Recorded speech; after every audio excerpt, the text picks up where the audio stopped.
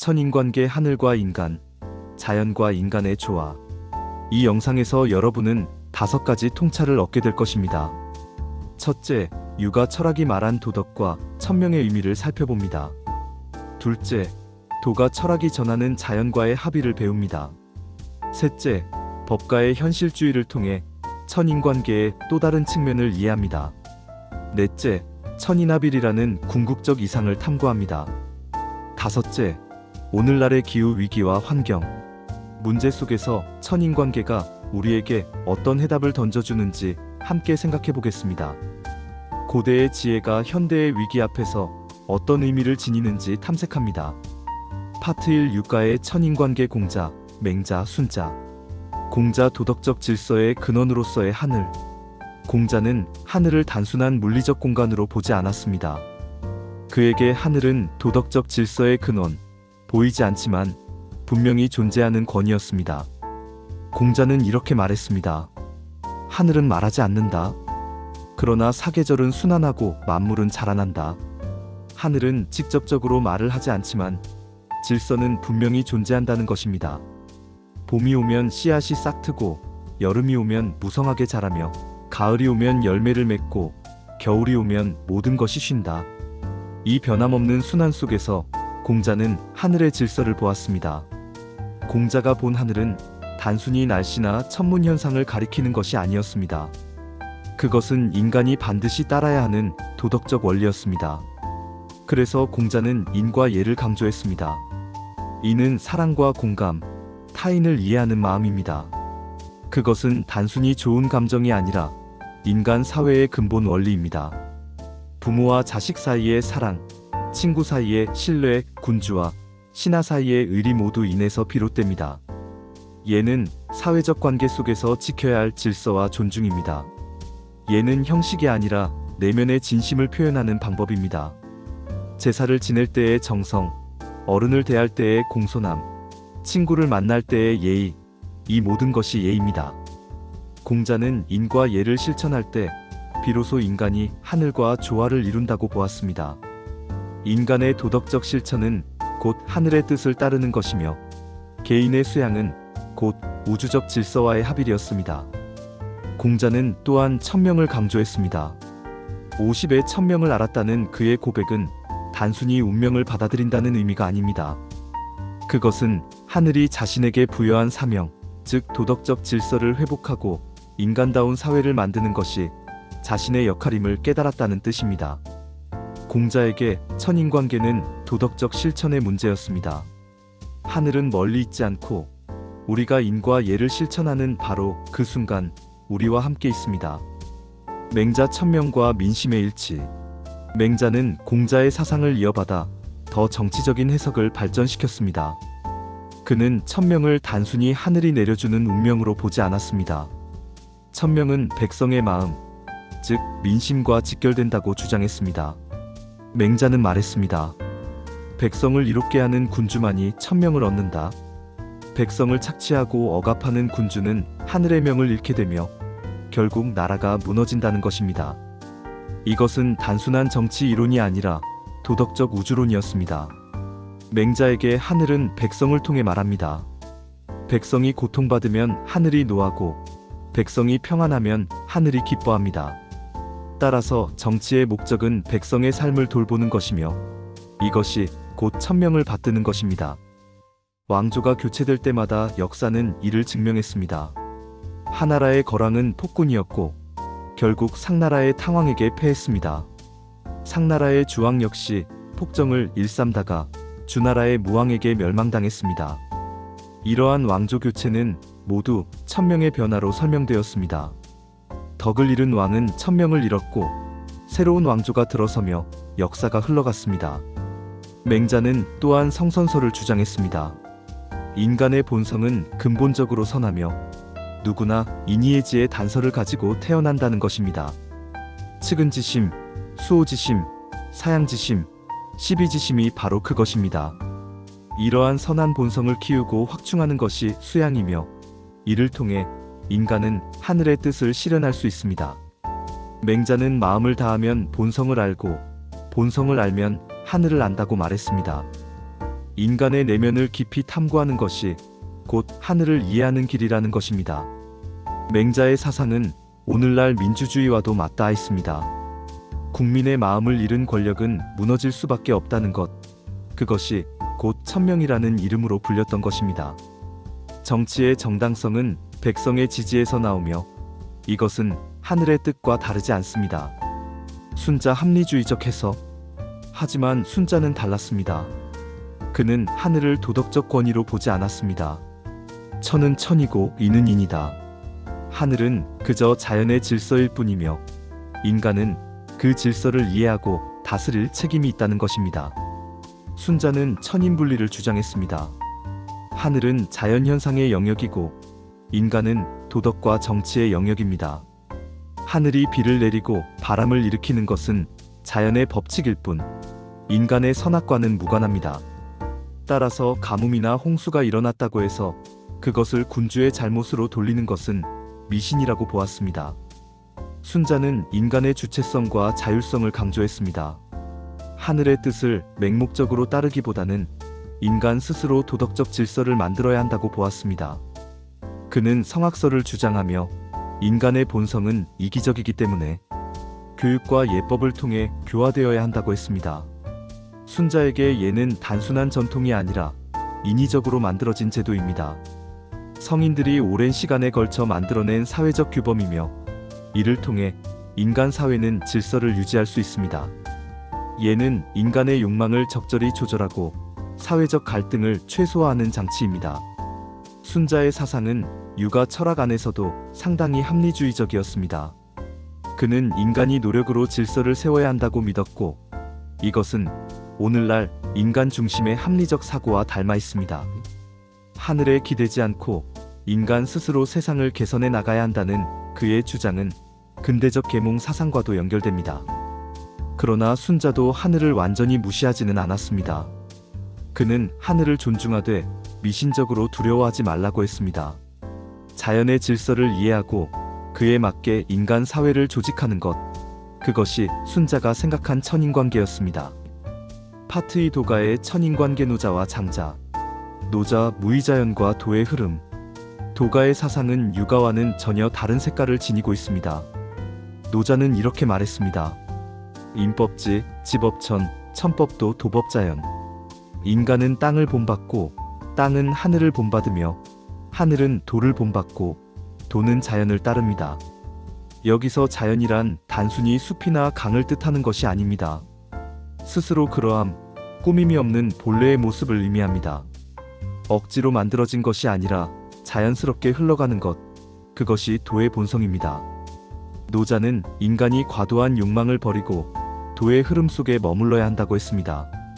억지로 붙잡으려 하지 않고 흐름에 맡기며 살아갈 때 비로소 평화를 얻는다는 것입니다. 이것이 무의의 철학입니다. 무의는 아무것도 하지 않는다는 뜻이 아닙니다. 그것은 억지로 하지 않는다는 의미입니다. 물이 높은 곳에서 낮은 곳으로 흐르듯 자연의 리듬에 따라 움직이는 것입니다. 물은 강하지 않지만 어떤 것도 물을 이길 수 없습니다. 물은 부드러움으로 딱딱한 바위도 뚫어냅니다. 노자는 상선약수라고 했습니다. 최고의 선은 물과 같다는 뜻입니다. 물은 만물을 이롭게 하면서도 다투지 않으며 모든 사람이 싫어하는 낮은 곳에 머물기 때문에 도에 가깝습니다. 노자가 본 하늘과 인간의 관계는 지배가 아니라 조화입니다. 인간이 자연을 정복하려 하면 할수록 오히려 고통받게 됩니다. 자연의 흐름을 거스르지 않고 그 속에서 자신의 자리를 찾을 때 인간은 진정한 자유를 얻습니다. 노자는 문명의 발전을 경계했습니다. 지식이 많아질수록 욕망도 커지고 욕망이 커질수록 갈등도 커진다고 보았습니다. 소박함으로 돌아가고 욕심을 줄이며 있는 그대로 살아가는 것, 그것이 도를 따르는 삶입니다. 노자의 이상 사회는 작은 나라, 적은 백성입니다. 사람들은 서로 가까이 살지만 간섭하지 않고 단순한 삶에 만족하며 멀리 가려 하지 않습니다. 이것은 문명 이전의 소박한 삶으로 돌아가자는 것이 아니라 인위적인 것에서 벗어나 본래의 자연스러움을 회복하자는 것입니다. 장자 만물 제동과 절대적 자유. 장자는 노자의 사상을 더욱 심화시켰습니다. 그는 더 급진적이었습니다. 장자는 인간과 자연을 구분하지 않았습니다. 천지와 나는 함께 태어났고 만물과 나는 하나다. 이 말은 인간과 자연이 본래부터 하나라는 사실을 강조합니다.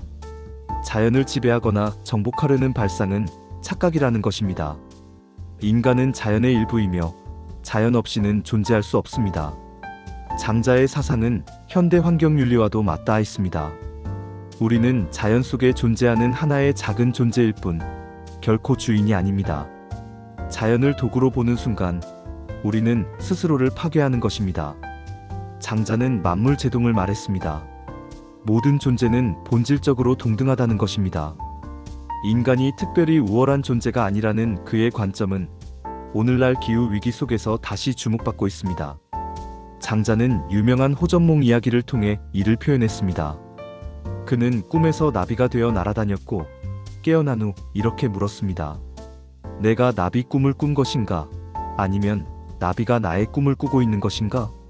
자아와 세계의 경계가 사라지는 순간 모든 구분이 무의미해집니다.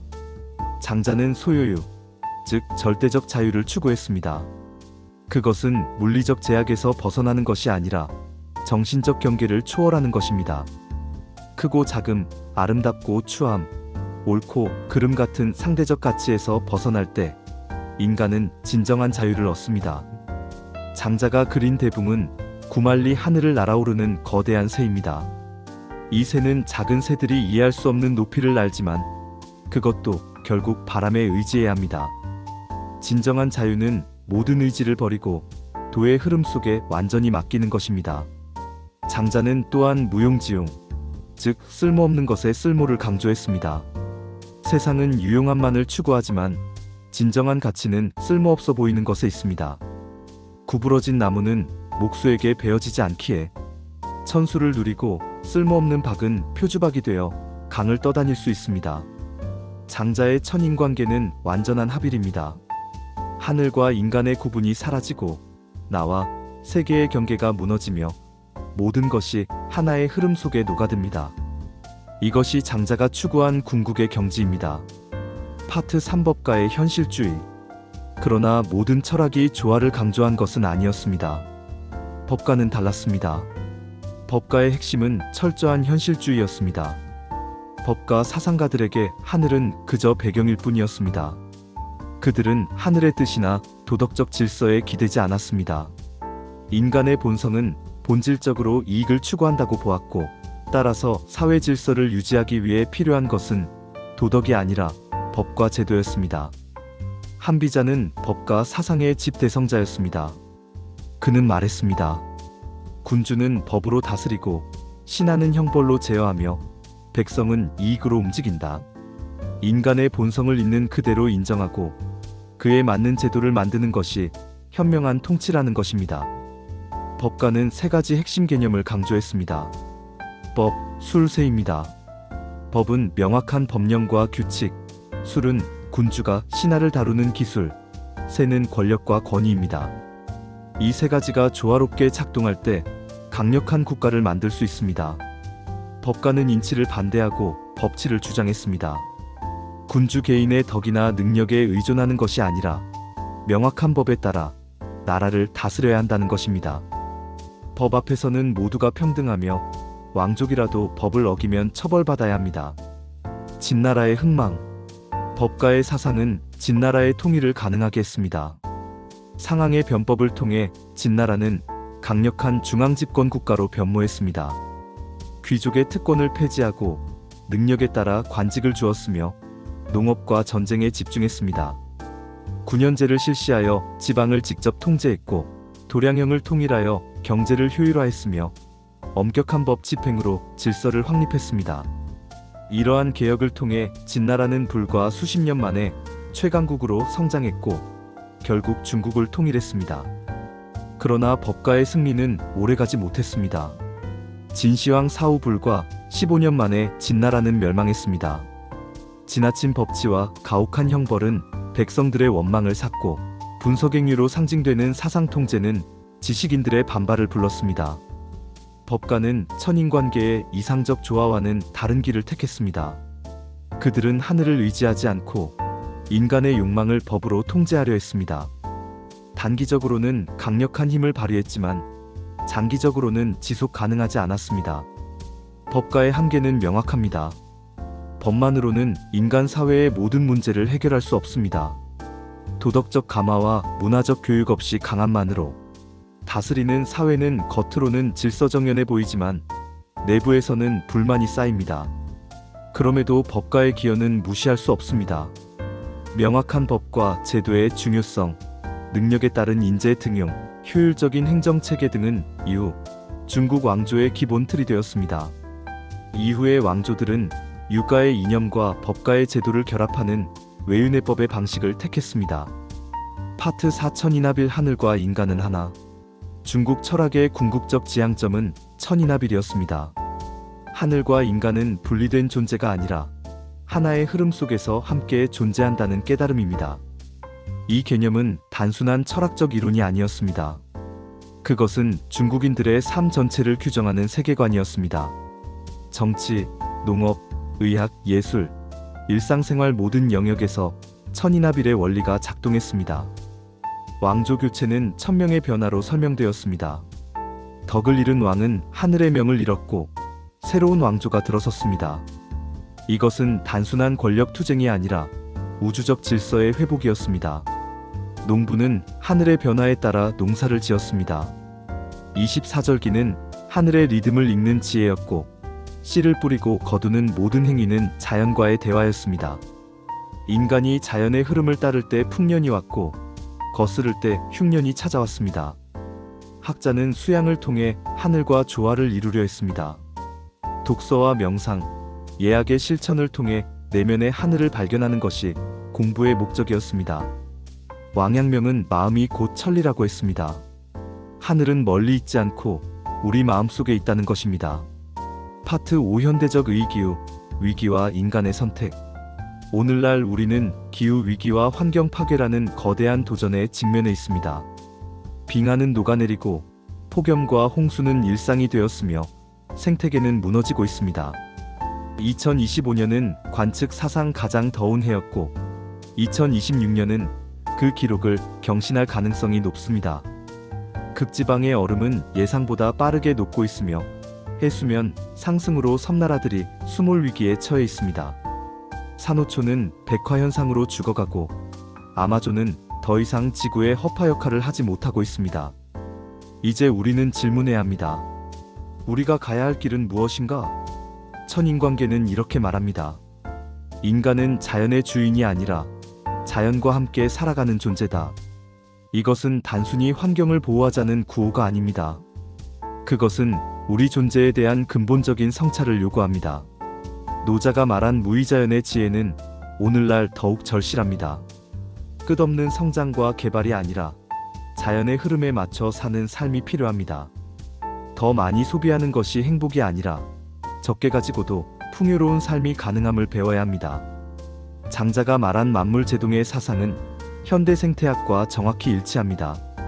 모든 생명은 연결되어 있으며 한 종의 멸종은 전체 생태계에 영향을 미칩니다.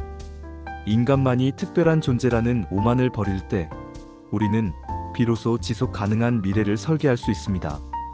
맹자가 말한 천명과 민심의 일치는 기후 정의의 문제와 연결됩니다. 기후 변화의 피해는 불평등하게 분배됩니다. 가장 적게 배출한 가난한 나라들이 가장 큰 피해를 입고 있습니다. 이것은 하늘의 뜻에 어긋나는 불의입니다. 우리가 살아남기 위해서는 겸손과 성찰, 그리고 조화의 삶을 선택해야 합니다. 더 많은 소비가 아니라 더 깊은 성찰, 더 큰 지배가 아니라 더 큰 겸손이 필요한 시대입니다. 기술만으로는 문제를 해결할 수 없습니다. 재생에너지와 탄소 포집 기술도 중요하지만 근본적으로는 우리의 세계관이 바뀌어야 합니다. 자연을 정복의 대상이 아니라 공존의 파트너로 보는 시각, 그것이 천인합일의 현대적 의미입니다. 천인관계는 단지 옛 철학이 아닙니다. 그것은 오늘날 우리에게도 여전히 살아있는 지혜입니다. 수천 년 전 중국의 현자들이 던진 질문은 오늘 우리에게도 유효합니다. 하늘과 인간의 관계는 무엇인가? 우리는 어떻게 살아야 하는가? 하늘과 인간은 둘이 아니라 하나. 그 깨달음 속에서 우리는 더 깊이 삶을 사랑하는 방법을 배울 수 있습니다. 자연을 파괴하는 것은 곧 우리 자신을 파괴하는 것이며, 자연을 돌보는 것은 곧 우리의 미래를 지키는 것입니다. 공자의 이는 단지 인간 사이의 사랑이 아니라 만물에 대한 연민으로 확장될 수 있습니다. 맹자의 측은지심은 고통받는 모든 생명에게로 향해야 합니다. 노자의 무의는 자연에 대한 최소한의 개입을 의미하며, 장자의 소유유는 자연 속에서의 진정한 자유를 말합니다. 이제 여러분께 마지막 질문을 드립니다. 당신은 자연을 지배하려 합니까? 아니면 자연과 더불어 살아가려 합니까? 그 대답 속에서 우리의 미래가 결정될 것입니다. 우리가 선택하는 길에 따라 우리 아이들이 살아갈 세상이 달라집니다. 지금 이 순간의 결단이 100년 후의 지구를 만듭니다. 천이나빌은 선택이 아니라 필연입니다. 우리는 자연의 일부이며 자연 없이는 존재할 수 없습니다. 이 단순하지만 심오한 진리를 받아들일 때 우리는 비로소 지속 가능한 문명을 건설할 수 있습니다. 하늘은 여전히 말없이 우리를 바라보고 있습니다. 사계절은 여전히 순환하고 만물은 여전히 자라납니다. 그러나 그 질서는 우리의 손에 달려 있습니다.